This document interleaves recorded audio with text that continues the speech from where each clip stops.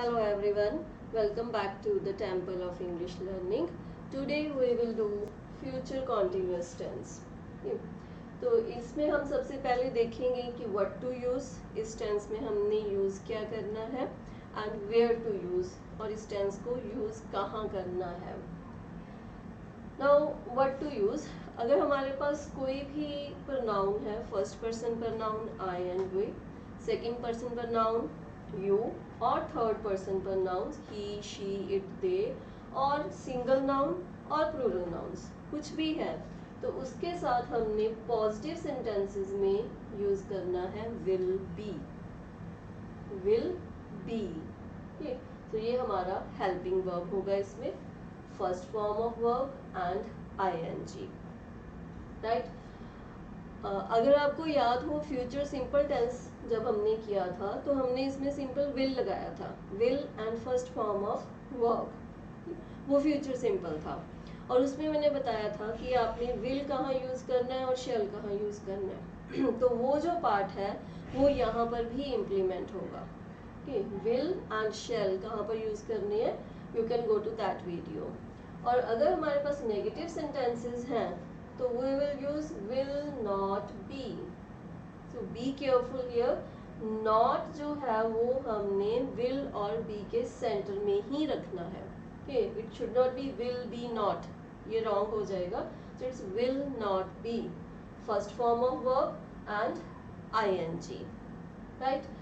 And interrogative sentences की अगर हम बात करें तो will आगे आ जाएगा in the beginning of the sentence. Then subject, कोई भी सब्जेक्ट है, नाउन और pronoun, be first form of verb and ING with sign of interrogation. तो ये तो था जब हमने फ्यूचर से कॉन्टिन्यूस में यूज क्या करना है, हेल्पिंग वर्ब कौन सा है और वर्ब कौन सा है. Right. Now talking about where to use. If we are talking about future continuous tense तो ऑब्वियस है कि हम फ्यूचर एक्शन की बात करेंगे. ये तो क्लियर ही है ना, फ्यूचर की बात कर रहे हैं तो एक्शन भी हमारा फ्यूचर ही होगा. लेकिन कहाँ पर होगा, when we will be in the middle of an action, जब काम हो रहा होगा. अगर आपको याद हो जब हमने प्रेजेंट कॉन्टिन्यूस किया था या पास्ट कॉन्टिन्यूस किया था, दोनों टेंसेस में मिडल ऑफ द एक्शन की हमने बात की थी.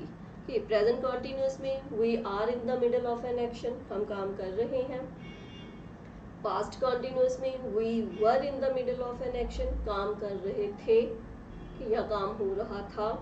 और फ्यूचर कॉन्टिन्यूस में काम हो रहा होगा.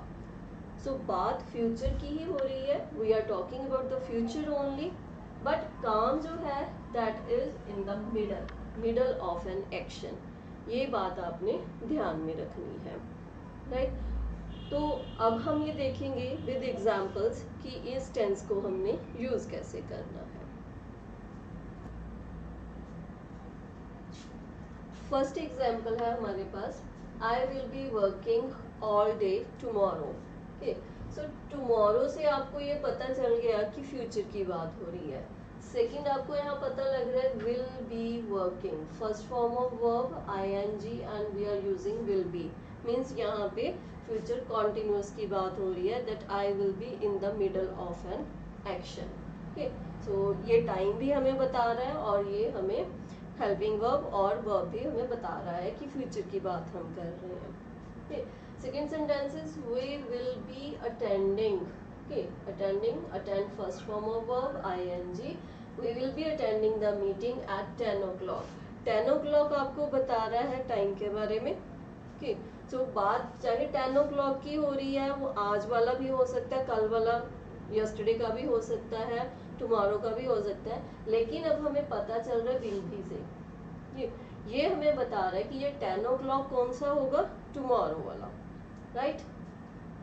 सो नेगेटिव सेंटेंस है अब हमारे पास, you will not be. Will not be going, go first form of verb and ING. You will not be going to office on Saturday. तो डे बता दिया कि हमारे पास टुमारो डे आ गया, टाइम आ गया, सैटरडे हमने डेज ऑफ द वीक की बात कर ली और यहाँ से हमें ये पता चल रहा है कॉन्टिन्यूस की बात हो रही है. You will not be going to office on Saturday. He will be playing harmonium. तो ये सिंपल भी हो सकता है. It's not necessary that we have to use tomorrow और any adverb with it. Okay, आपने अगर कोई नहीं दिया हुआ इसके साथ, even then this statement, this sentence is correct. He will be playing harmonium. She thinks, ये हमारे पास सिंपल प्रेजेंट है. Simple present tense. She thinks she will be earning, she will be earning lots of money. तो यहाँ पे हमने combination कर दिया, कंबाइन कर दिए दो सेंटेंसेस, प्रेजेंट सिंपल और फ्यूचर कॉन्टिन्यूअस, दोनों के बारे में हमें बता रहे हैं. Will you be going to library? So will is coming in the beginning of the sentence. That shows that this is an interrogative sentence, right? Will subject आ गया, उसके बाद हमारा be, go first form of verb and ING, to library sign of interrogation. Okay, will you be going to library? Will the visitors be arriving early? Okay, again interrogative sentence. Will the visitors, अब यहाँ पे हमने noun दिया है, plural noun है, कोई हम पर नाउन नहीं यूज कर रहे, विजिटर्स की बात कर रहे हैं. The visitors be arriving, be arriving first form of verb ING early. हमने टाइम बता दिया. They will not be using your computer for their work. ये नेगेटिव सेंटेंस है हमारे पास. They will not be using first form of verb ING your computer for their work. Okay, so I hope with these examples this tense is clear to you. Okay, if you have any doubt, you can leave the comment in the comment box. I will surely try to answer it. So thanks for watching. Happy learning.